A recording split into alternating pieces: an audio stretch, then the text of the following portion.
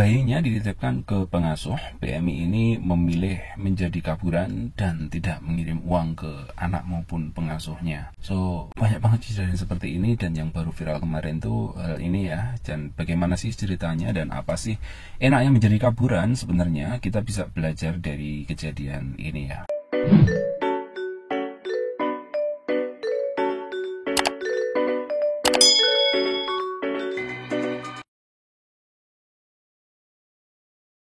Lagi kasus PMI yang menelantarkan bayi terjadi di Taiwan. Seorang WNI yang mengaku bernama Lulu melaporkan ke Faisal karena sudah dititipi bayi selama kurang lebih 3 bulan dan ibu dari bayi tersebut tidak ada kejelasannya. Menurut keterangan Lulu di live Faisal, awalnya dia tidak mau dititipi bayi, apalagi merawat bayi tersebut. Akan tetapi karena dorongan dari teman-temannya supaya ia mencoba dulu menjaganya sebulan, akhirnya Lulu pun merasa kasihan dan menyanggupi untuk merawat bayi tersebut. Belum genap sebulan, Lulu merasa gelagat ibu dari bayi tersebut tidak beres. Setiap ditelepon tidak pernah mau mengangkatnya atau mengatakan kalau ia masih ada. Lulu juga mengaku selama merawat bayi yang berjenis kelamin laki-laki itu, ibunya tidak pernah mengirim uang untuk membeli keperluan bayinya. Dalam live-nya, Faisal coba menghubungi ibu dari bayi tersebut. Setelah dikonfirmasi, ibu sang bayi mengatakan kalau ia belum punya pekerjaan tetap.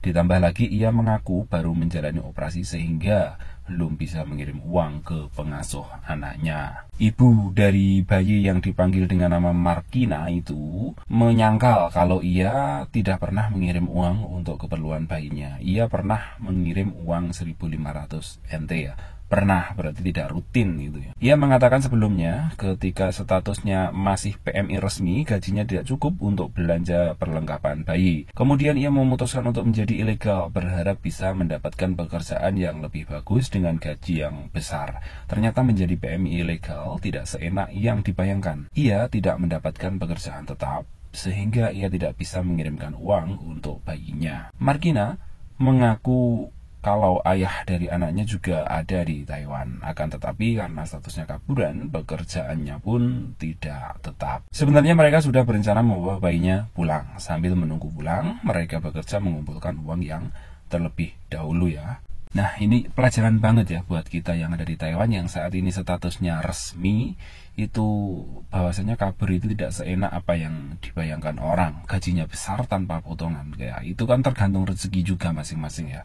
Jadi kalau kita sudah kabur itu kadang memang ada yang dapat kerjaan enak, memang ada yang susah mendapat pekerjaan. Nah, apalagi kalau kita punya anak seperti ini dan meninggalkan kepada orang lain. Itu anak kita. Masa orang lain yang pelihara, orang lain yang ngasuh, orang lain yang biayai gitu. Dan ini kejadian seperti ini sangat banyak sekali di Taiwan, itu sangat banyak sekali, dan ini jadikan pelajaran saja bahwasanya jangan sampai punya anak selama status kamu pekerja migran di Taiwan. Itu berat banget. Pertama, biaya melahirkan itu berat, biaya mendidik, merawat anak itu kalau masih kecil itu berat.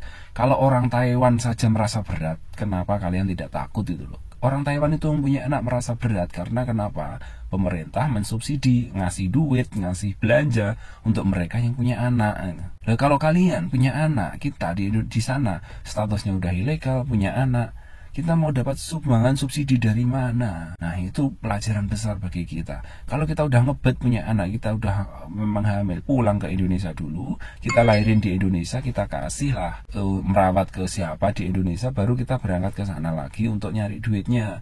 Nyari duit di Taiwan tuh mudah, gede duitnya ketika kita pakai untuk hidup di Indonesia. Tapi kalau kita nyari duit di Taiwan untuk dimakan di Taiwan, apalagi status kita pekerja migran, ilegal, kaburan, ya habis gitu loh. Gaji kita itu kecil di sana. Kalau orang Taiwan gajinya 40 up, 48.000, 50.000 up. Lagi gaji kita berapa? Separuhnya. Buat hidup kita sendiri aja kurang, apalagi buat untuk anak-anak kita, untuk pengasuh kita, pengasuh anak kita ya sangat jauh gitu loh.